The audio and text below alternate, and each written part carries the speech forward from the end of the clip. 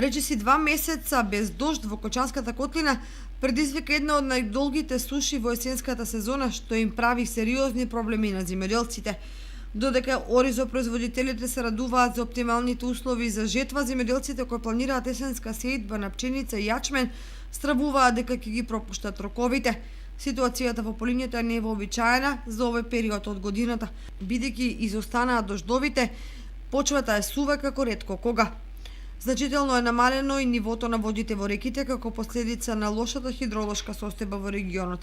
Сето тоа ќе пролонгира сидбата за најмалку 1 месец, што е долг период. Во последниот период сме сведоци дека имаме малку подолготрајна суша во нашиот регион, така што од една страна сушата ќе биде добра заради оризопроизводителите да си ја завршат својата жетва, која што веќе е и при крај.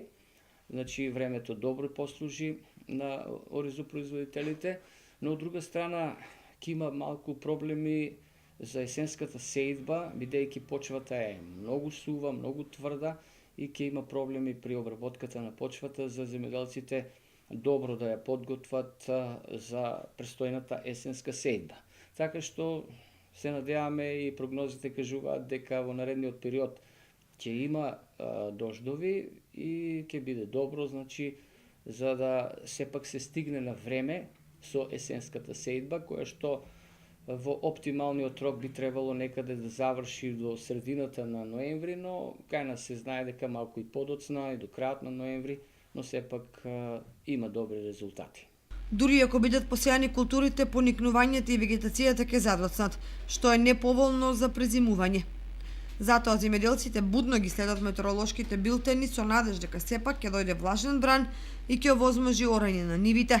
Земјоделските стручњаци проценуваат дека доцнењето на есенската сејдба негативно ќе се одрази врз производниот процес, бидејќи ќе немаат време за потребниот вегетационен процес за со оптимален развој да ја дочекаат зимата.